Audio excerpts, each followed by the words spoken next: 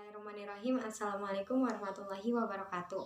Perkenalkan, nama saya Atun. Di sini saya akan menjelaskan tentang penilaian proyek. Yang pertama yaitu ada pengertian penilaian proyek. Pengertian penilaian proyek. Jadi, suatu proses pembelajaran ini merupakan serangkaian kegiatan yang terdiri dari perencanaan kegiatan belajar, mengajar, dan evaluasi, di mana kegiatan belajar mengajar ini yang dirancang dalam bentuk rencana mengajar disusun oleh guru dengan mengacu pada tujuan yang hendak dicapai. Kemudian, untuk mengetahui berhasil atau tidaknya tujuan yang diharapkan, maka guru ini perlu adanya evaluasi. Nah, apa itu evaluasi? Jadi, evaluasi ini merupakan sebuah proses pengumpulan data untuk menentukan sejauh mana, dalam hal apa, dan bagaimana tujuan pendidikan sudah tercapai atau belum. Itu menurut Ralph P. Taylor. Dan definisi yang lebih luas ini dikemukakan oleh dua orang ahli lain, yakni Cronbach dan Stufbirn, yang mengatakan bahwa proses evaluasi ini bukan cuma sekedar mengukur sejauh mana tujuan itu telah dicapai, tapi digunakan untuk membuat keputusan dalam hal ini terkait dengan prestasi atau hasil belajar. Jadi, penilaian proyek ini merupakan kegiatan penilaian terhadap suatu tugas yang mencakup dari beberapa kompetensi yang harus diselesaikan oleh peserta didik dalam waktu periode tertentu, di mana tugas tersebut ini dapat berupa investigasi terhadap suatu proses atau kejadian yang dimulai dari perencanaan, kemudian pengumpulan data, pengorganisasi dan pengolahan data, juga penyajian data.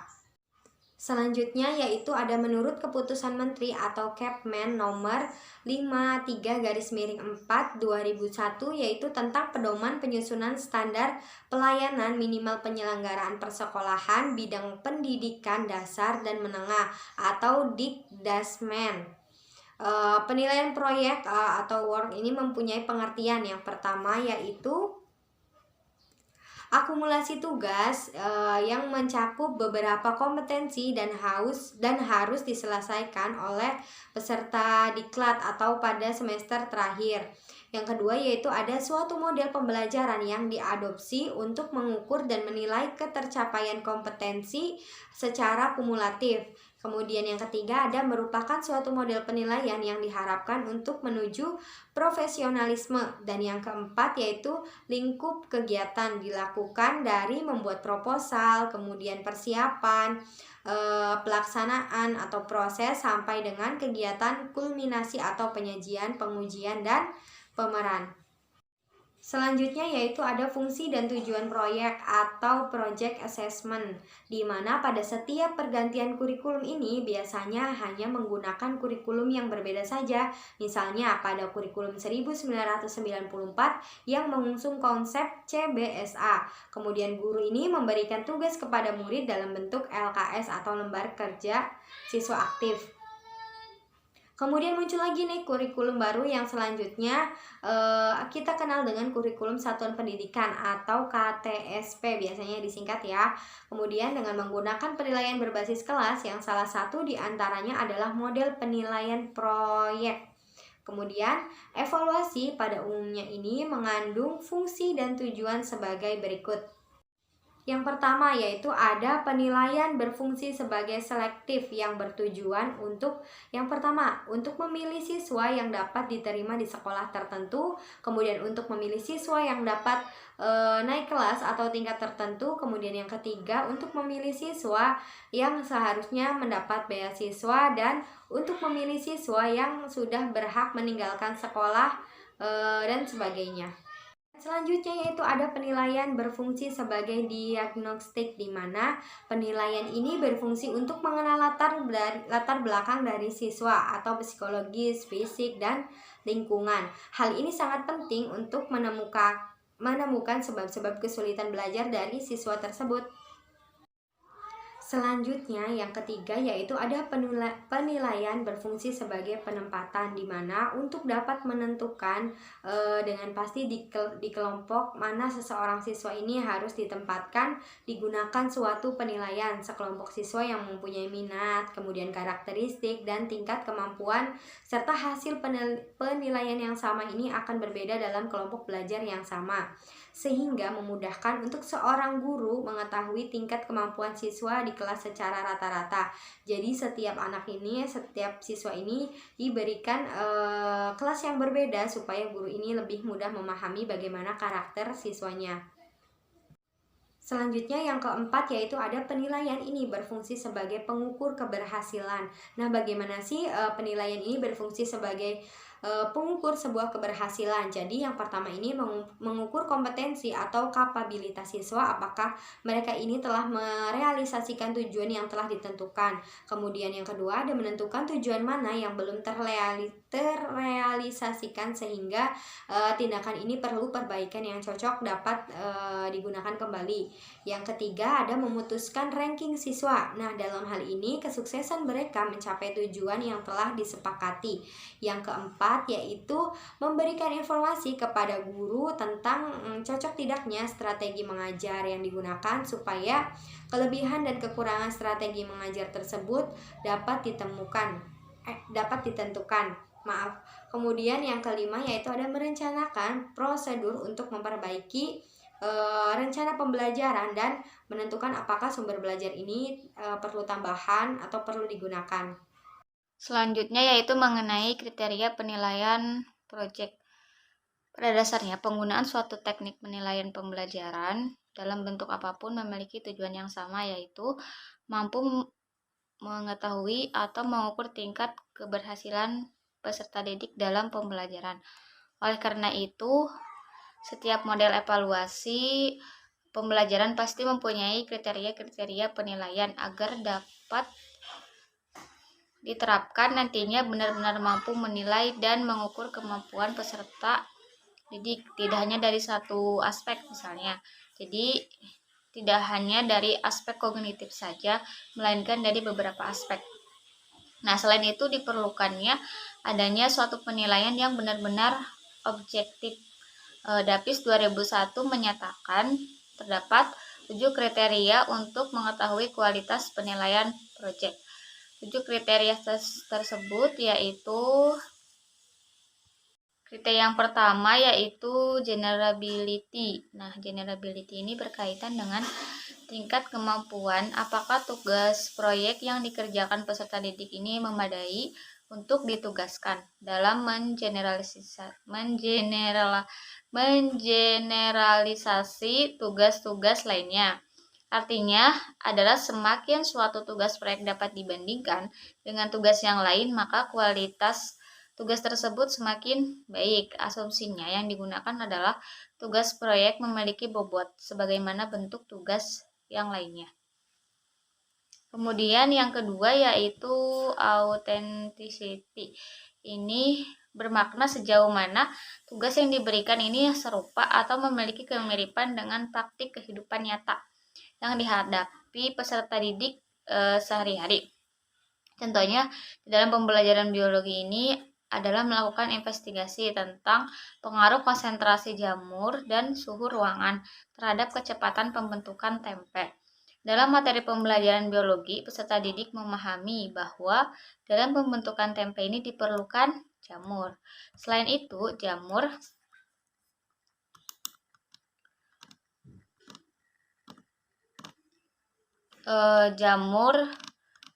selain itu suhu ruangan juga mempengaruhi pertumbuhan jamur. Nah, akan tetapi peserta didik ini belum memahami berapa perbandingan yang tepat antara jumlah jamur dengan kedelai. Peserta didik juga belum tahu suhu ruangan berapa sih yang ideal bagi pertumbuhan jamur sehingga mempercepat pembentukan tempe. Nah, melalui investigasi sebagaimana yang terjadi dalam proses memproduksi tempe, peserta didik dapat mengimplementasikan pengetahuannya. Kemudian yang ketiga yaitu multiple voice. Ini artinya kemampuan tugas yang diberikan kepada peserta didik untuk mengukur lebih dari satu kemampuan yang diinginkan. Investigasi ini tentang dua faktor yang berpengaruh dalam pembuatan tempe. Setidaknya mampu mengukur dua aspek, yaitu pengetahuan dan keterampilan. Nah, aspek pengetahuan yang dapat diukur misalnya pemahaman konsep jamur yang meliputi jenis jamur, syarat hidup jamur, dan perbandingan jumlah jamur dan kedelai. Aspek keterampilan yang dapat diukur misalnya kemampuan menyusun hipotesis, rumusan masalah, dan menarik kesimpulan.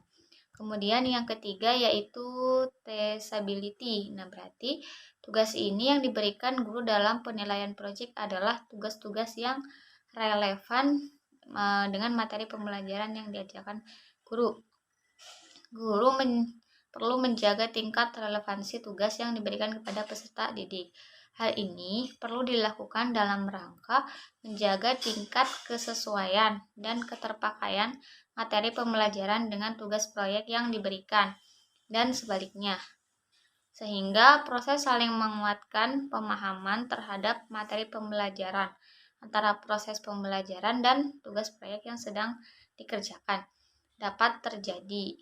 Majid 2014 menyatakan guru melihat kesesuaian antara tugas proyek dengan mata pelajaran dengan mempertimbangkan tahap pengetahuan, pemahaman, dan keterampilan pembelajaran. Guru dalam menentukan tugas yang dibebankan kepada peserta didik ini harus melihat kompetensi dasar yang ada. Salah satu KD ini biologi kelas 10.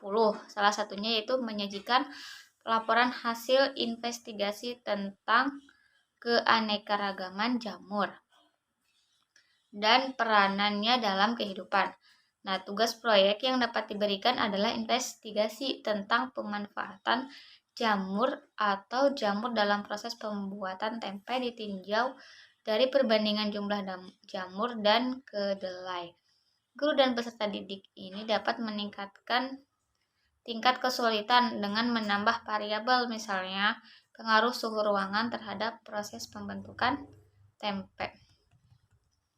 Kemudian yang kelima yaitu fairness. Fairness ini berarti tugas yang diberikan harus menjunjung tinggi rasa keadilan bagi semua peserta didik. Tugas proyek yang diberikan harus mampu dikerjakan oleh semua peserta didik. Tugas proyek yang bersifat investigatif ini memerlukan periode waktu yang lama dalam penyelesaian, cenderung diselesaikan dalam bentuk kelompok. Dengan kata lain, tugas proyek adalah tugas kelompok. Oleh karena itu, penentuan anggota kelompok menjadi sangat penting untuk menjamin setiap kelompok dapat menyelesaikan tugas tersebut. Penentuan anggota kelompok harus heterogen dalam kualifikasi akademik, sehingga memungkinkan terjadinya transfer of knowledge dan transfer of skill antara peserta didik yang cepat belajar dengan yang lambat belajar. Yang terpenting adalah informasi tentang kemampuan peserta didik secara rata-rata harus dimiliki guru. Tugas yang diberikan jangan terlalu sulit atau jangan juga terlalu mudah. Bagi peserta didik, tugas yang terlalu mudah menjadi kurang menarik dan menantang. Sementara tugas yang terlalu sulit ini menjadikan peserta didik merasa putus asa dan tidak terselesaikan. Kemudian yang keenam. Yang keenam ini feasibility.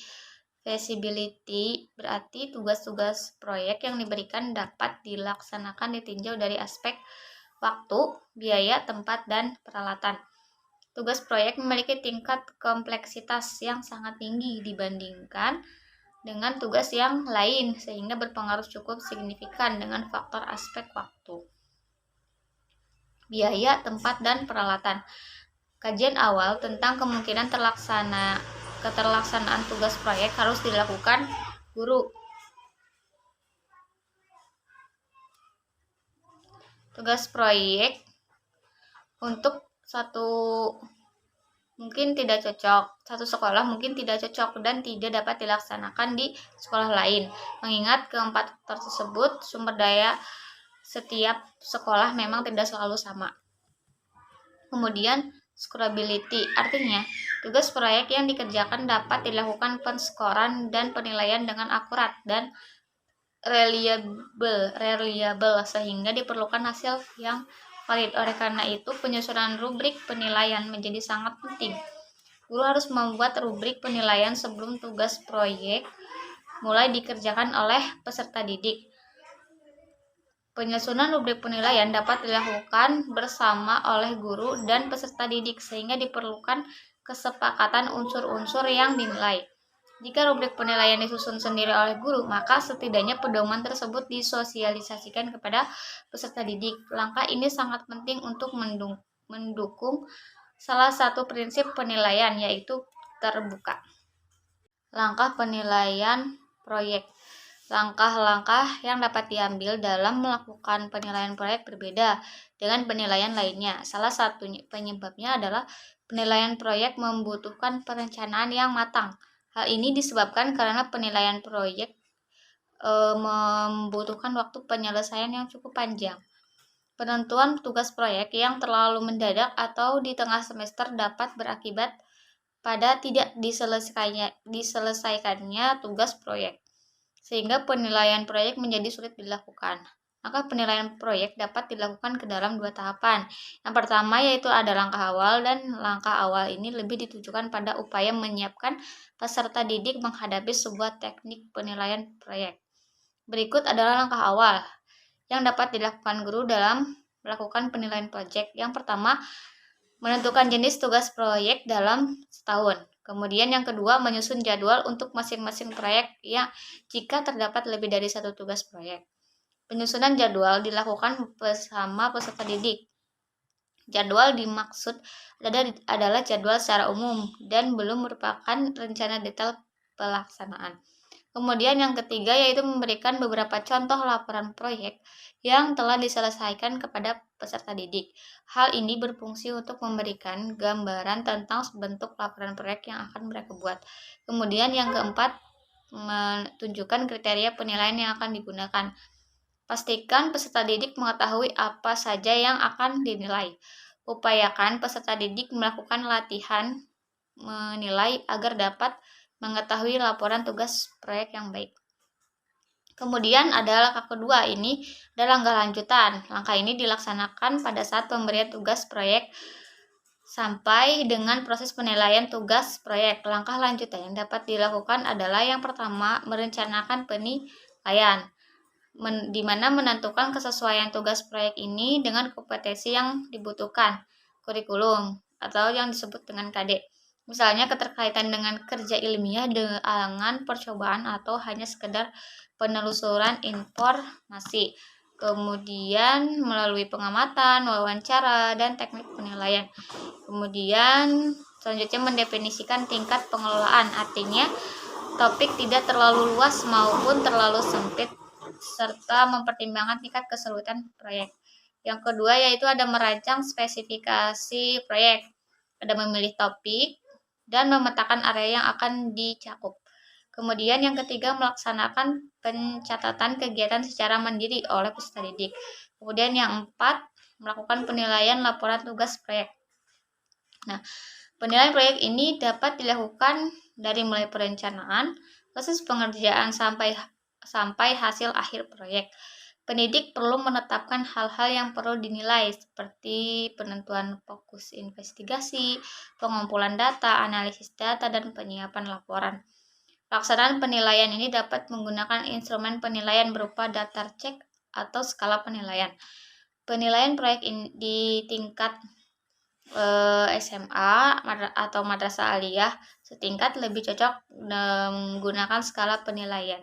Skala penilaian memungkinkan penilaian lebih akurat dan detail, mengingat setiap unsur dinilai menurut derajat tertentu, bukan berdasarkan ada atau tidaknya unsur tersebut. Nah, pada penilaian proyek ini setidaknya ada 4 hal yang perlu dipertimbangkan, yaitu pengelolaan, berupa kemampuan peserta didik dalam memilih topik, mencari informasi, dan mengelola waktu pengumpulan data serta penulisan laporan. Yang kedua yaitu relevansi sesuai, yaitu berupa kesesuaian topik, data, dan hasilnya dengan KD atau mata pelajaran. Yang ketiga yaitu keaslian. Proyek ini dilakukan peserta didik harus merupakan hasil karya mandiri, hasil karya sendiri dengan pertimbangan kontribusi pendidik dan pihak lain berupa bimbingan dan dukungan terhadap proyek yang dikerjakan peserta didik. Kemudian inovasi. Nah, inovasi dan kriteria yaitu proyek yang dilakukan peserta didik terdapat unsur-unsur baru dan sesuatu yang unik berbeda dari hasil biasanya. Assalamualaikum warahmatullahi wabarakatuh. Perkenalkan, nama saya Mila Tirta Nirmala Dewi. Di sini saya akan melanjutkan presentasi dari rekan saya. Materi yang akan saya bahas yaitu tentang pengembangan rubrik penilaian proyek. Nah, pengembangan rubrik penilaian ini diperlukan untuk menilai laporan tugas proyek peserta didik. Sedangkan pengembangan rubrik penilaian proyek ini dapat dilakukan dengan dua cara, yaitu ada holistik dan analitik. Sedangkan pada rubrik penilaian holistik, pedoman penilaian disusun berdasarkan kesan keseluruhan atau kombinasi semua kriteria, dan pada rubrik holistik ini digunakan skala tertentu untuk menilai tingkat pencapaiannya.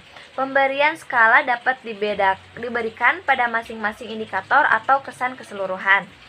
Nah, sebuah rubrik penilaian dengan skala 1 sampai 4 dapat menggunakan identitas secara berturut-turut, yang misalnya tidak memuaskan, cukup memuaskan, dan superior. Sedangkan pada rubrik penilaian analitik, proses penilaiannya dilakukan pada masing-masing indikator yang ditentukan. Nah, rubrik model ini mampu melakukan penilaian dengan lebih rinci, jadi sehingga kelebihan dan kekurangan yang dimiliki masing-masing peserta didik dapat lebih detail. Bisa dilihat dari tabel berikut ini, yaitu rubrik penilaian tugas proyek bentuk analitik. Misalkan dari aspeknya perencanaan, latar belakangnya misalkan tepat berarti diberi nilai 3, kurang tepatnya 2, dan tidak tepatnya 1. Dalam rumusan masalah, tepatnya misalkan diberi penilaian 3, kurang tepatnya 2, dan tidak tepatnya 1. Dalam melakukan pelaksanaannya, yang pertama, pengumpulan data atau informasi, misalkan akurat, berarti nilainya 3. Misalkan kalau kurang akurat, berarti nilainya 2, dan tidak akurat, berarti nilainya 1. Selanjutnya yaitu ada kelengkapan data, misalkan lengkap atau tidaknya data, berarti kalau lengkap misalkan dikasih nilai 3, kalau misalkan kurang lengkap berarti dikasih nilai 2, dan tidak lengkap dikasih nilai 1. Selanjutnya yaitu ada pengolahan dan analisis data. Misalkan kalau sesuai dengan pengolahan dan analisisnya berarti diberi nilai 3. Kalau misalkan kurang sesuai diberi nilai 2, dan tidak sesuai diberi nilai 1. Terus dari kesimpulannya, misalkan simpulannya tepat atau tidak. Misalkan kalau tepat berarti dikasih nilainya 3, dan kurang tepatnya 2, dan tidak tepatnya diberi nilai 1. Dan pelaporan hasil, misalkan sistematik laporannya baik atau tidak. Kalau misalkan baik berarti diberi nilai 3. Misalkan kalau kurang baik berarti diberi nilai 2, dan tidak baik berarti diberi nilai 1. Begitupun seterusnya. Sedangkan pada rubrik penilaian tugas proyek bentuk holistik dapat dilihat pada tabel berikut ini. Contohnya misalkan nih, aspek dalam persiapan, kriteria dan skornya. Kalau misalkan diberi nilai 3, berarti itu sudah memuat tujuan, topik, alasan, tempat penelitian, daftar pertanyaan dengan lengkap. Ya. Terus yang kedua, memuat tujuan, topik, alasan, tempat penelitian, daftar pertanyaan kurang lengkap, berarti itu dikasih nilai 2. Dan yang pertama yaitu memuat tujuan, topik, alasan, tempat penelitian, daftar pertanyaan tidak lengkap, berarti itu diberi nilai 1. Apa yang membedakannya? Kalau misalkan nilai 3, pertanyaan dengan lengkap, berarti lengkap semuanya. Kalau misalkan nilainya 2, berarti itu kurang lengkap. Dan kalau misalkan diberi nilai 1, yaitu berarti tidak lengkap. Nah, langkah selanjutnya adalah menentukan nilai yang diperoleh. Untuk menentukan nilai yang diperoleh menggunakan rumus nilai proyek sama dengan skor yang diperoleh dikali 100 dibagi skor maksimal. Itu adalah hasilnya. Nah, gimana sih contohnya? Contoh penggunaan penilaian proyek dalam pembelajaran biologi misalkan nih di tingkat madrasah aliyah. Misalkan mata pelajarannya biologi, kelas dan semesternya kelas 10 semester 2. Tahun pelajarannya misalkan 2016 dan 2017. Kompetensi dasarnya 4.7 misalkan menyajikan laporan hasil investigasi tentang keanekaragaman jamur dan peranannya dalam kehidupan. Menggunakan indikator 4.7.1. Jadi melakukan penelitian tentang penggunaan jamur dalam kehidupan manusia sehari-hari. Nah, rumusan tugas proyeknya tuh seperti ini. 1. Lakukan penelitian mengenai penggunaan jamur dalam kehidupan manusia sehari-hari. Misalnya pengaruh konsentrasi jamur dan suhu ruangan terhadap proses pembentukan tempe. Yang kedua, nih, tugas dikumpulkan sebulan terhitung mulai dari hari ini. Jadi laporan sekurang-kurangnya memuat latar belakang, perumusan masalah, kelengkapan data, simpulan, dan saran pembuatan laporan. Jadi pembuatan laporan ini harus memerhatikan sistematika laporan, jadi penggunaan bahasa dan tampilan laporan yang benar. Saya Siti Aisyah. Di sini saya akan memaparkan mengenai contoh KD biologi dan tugas proyek serta kekurangan dan kelebihan dari penilaian tugas proyek. Berikut ini adalah contoh kompetensi dasar mata pelajaran biologi tingkat MA dan tugas proyek yang dapat dikembangkan.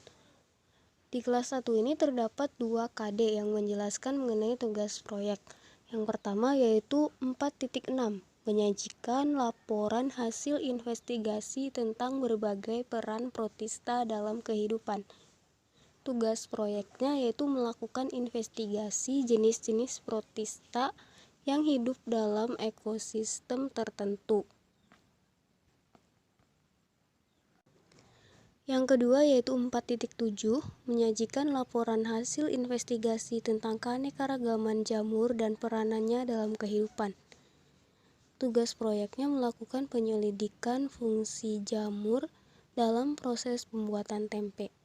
Selanjutnya di kelas 11 ada satu kompetensi dasar yaitu 4.8, menyajikan hasil analisis pengaruh pencemaran udara terhadap kelainan pada struktur dan fungsi organ pernapasan manusia berdasarkan studi literatur.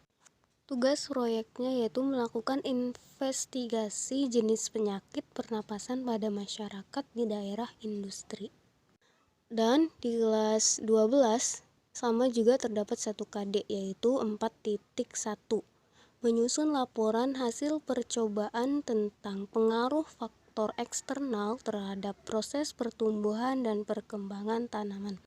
Tugas proyeknya yaitu melakukan investigasi tentang pengaruh intensitas cahaya, warna cahaya, lama penyinaran terhadap pertumbuhan tanaman.